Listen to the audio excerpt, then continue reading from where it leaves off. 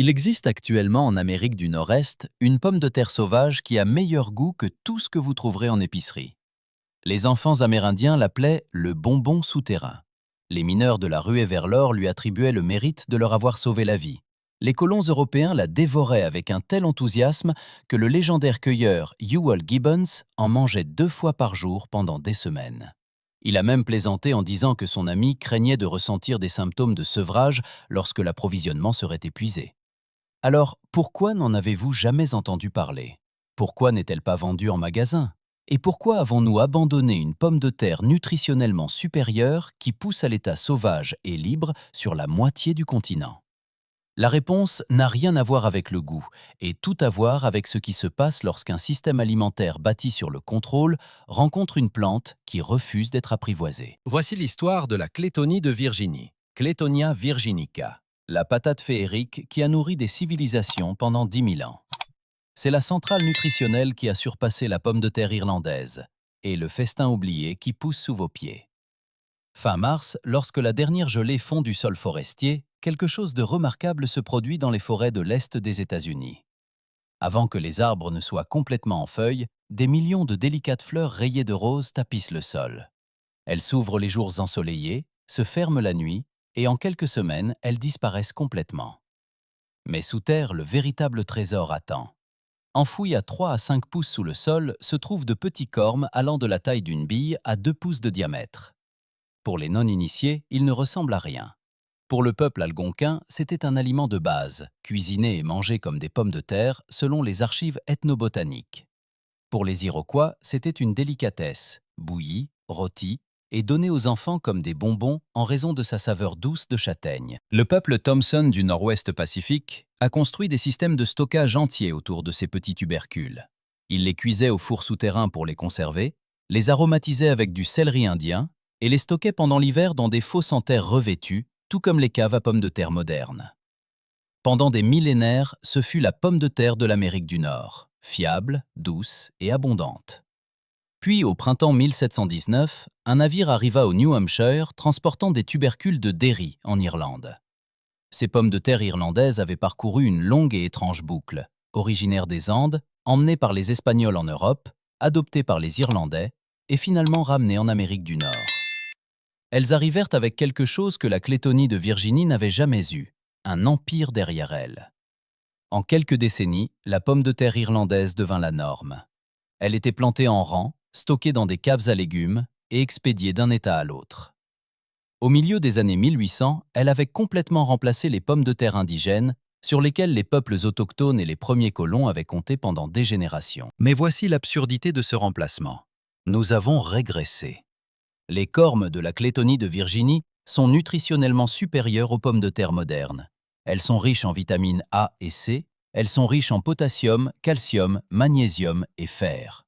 Une étude de 1938 par Janowski et Kingsbury a révélé que les cormes de la clétonie de Virginie contenaient environ le double de sucre réducteur facilement digestible par rapport au sucre non réducteur, ainsi qu'une teneur élevée en amidon. Cela signifie qu'elles fournissent une énergie rapide et propre et nécessitent beaucoup moins de temps de cuisson que les pommes de terre industrielles. Crues, elles ont le croquant d'un radis. Cuites, elles se transforment en quelque chose de plus proche d'une châtaigne rôtie ou de la pomme de terre la plus crémeuse que vous ayez jamais mangée. Le Brooklyn Botanic Garden les appelle les tater tots par excellence. Ewell Gibbons, l'homme qui a littéralement écrit le livre sur la cueillette, affirmait qu'elles étaient plus sucrées que les pommes de terre standard et parfaitement réussies, qu'elles soient frites, en purée ou dans des salades. Alors, si elle a le goût d'un bonbon, contient plus de nutriments et pousse sans engrais, pourquoi l'avons-nous abandonnée? L'histoire officielle est pratique. Les clétonies de Virginie sont petites, elles sont profondément enterrées, et vous ne pouvez pas les récolter avec une moissonneuse-batteuse. Elles ne se conservent pas pendant des mois dans un entrepôt comme une recette Burbank. Mais cette explication ignore la réalité de la croissance de cette plante. La clétonie de Virginie peut pousser en peuplement si dense qu'elle tapisse des sols forestiers entiers. Un cueilleur expérimenté peut en collecter une double poignée en 1 heure lorsqu'elles sont abondantes et en fleurs. Les peuples amérindiens les ont récoltées avec succès pendant des milliers d'années. Elles étaient si productives que les enfants les déterraient comme collation en jouant dans les bois. La vraie raison est plus simple. La clétonie de Virginie ne rentrait pas dans le système. L'agriculture européenne est basée sur le contrôle. Elle exige une disponibilité toute l'année, une uniformité et une distribution centralisée. Vous ne pouvez pas contrôler une pomme de terre sauvage qui disparaît 3 semaines après l'arrivée du printemps. Vous ne pouvez pas la breveter. Vous ne pouvez pas créer un monopole de semences autour d'elle. Vous ne pouvez pas forcer les agriculteurs à acheter de nouvelles semences chaque saison. La pomme de terre irlandaise correspondait au modèle industriel. Elle pouvait être standardisée et transformée. Dans les années 1950 et 1960, l'essor de l'industrie de la frite a fondamentalement changé l'agriculture de la pomme de terre. Les scientifiques des stations de recherche agricole ont commencé à décrire leur travail en utilisant un langage d'ingénierie plutôt que de la prose scientifique. L'accent est passé du service aux agriculteurs au service de l'industrie de la transformation. Nous avons cessé de sélectionner les pommes de terre pour leur saveur et leur nutrition et avons commencé à les sélectionner pour la friteuse. Cet effacement n'était pas propre à la pomme de terre. C'était la même histoire qui se déroulait à travers le continent, avec des cultures indigènes comme le chénopode, l'ambroisie et la cacahuète. Les plantes qui avaient nourri les gens pendant des milliers d'années ont été remplacées par le maïs, le blé et le soja parce que ces cultures pouvaient être commercialisées. La Clétonie de Virginie était une culture de cueilleurs dans un monde d'agriculteurs. Un symbole d'abondance sauvage dans une économie construite sur la rareté. Et voici la partie qui devrait vous mettre en colère. En ce moment, nous dépensons des milliards de dollars pour essayer d'ingénierie génétique des cultures résistantes au climat. Nous essayons de forcer les pommes de terre industrielles à survivre à la sécheresse et aux maladies. Pendant ce temps, une pomme de terre indigène parfaitement adaptée pousse à l'état sauvage sur la moitié du continent.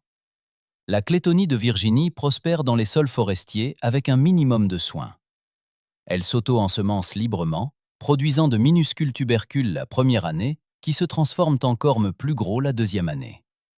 Une fois établie, elle couvre de grandes surfaces et survit à l'hiver. Sa cousine dans le sud-ouest, la pomme de terre des quatre coins, Solanum jamesii, contient 2 fois plus de protéines, de calcium, de magnésium et de fer qu'une pomme de terre rouge biologique. Un seul tubercule peut produire jusqu'à 600 descendants en seulement 4 mois. Mais les communautés indigènes qui ont maintenu ces variétés pendant des milliers d'années craignent maintenant de les réintroduire. Lyle Balenqua, un archéologue Hopi, a expliqué qu'elles considèrent cela comme leur propriété culturelle intellectuelle et qu'il est de leur grande responsabilité de maintenir cette connaissance et d'empêcher sa commercialisation. Elles ont raison de s'inquiéter. Nous avons détruit les systèmes de connaissances qui soutenaient ces cultures, les avons remplacés par des monocultures industrielles. Et maintenant que le système industriel échoue, les entreprises convoitent les gènes mêmes qu'elles ont essayé d'effacer. Aujourd'hui, la Clétonie de Virginie est un fantôme. Sa récolte est jugée controversée en raison de préoccupations de conservation, même si elle pousse en abondance dans chaque comté de l'Illinois seulement.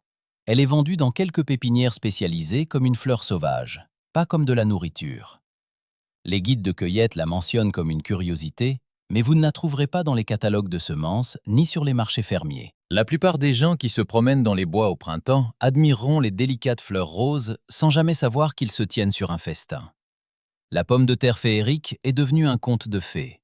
C'est une histoire que nous racontons sur ce qui était autrefois abondant, non pas parce qu'il ne pouvait pas nous nourrir, mais parce que nous avons choisi un système alimentaire qui privilégie le contrôle sur la nutrition et le profit sur le goût. Les Clétonies de Virginie sont toujours là. Chaque avril, elles fleurissent dans les bois. Elles produisent toujours leurs minuscules et délicieux tubercules. Elles s'offrent toujours comme nourriture à quiconque se souvient de ce qu'elles sont. La plupart des gens passent simplement devant elles en allant acheter un sac de pommes de terre expédié de l'Idaho. Si cette histoire a changé votre façon de voir les plantes sauvages dans votre monde, veuillez vous abonner et aimer la chaîne. Nous mettons au jour l'histoire qu'ils ont essayé d'enterrer. Cultivons un avenir différent. Le prochain trésor sera bientôt révélé.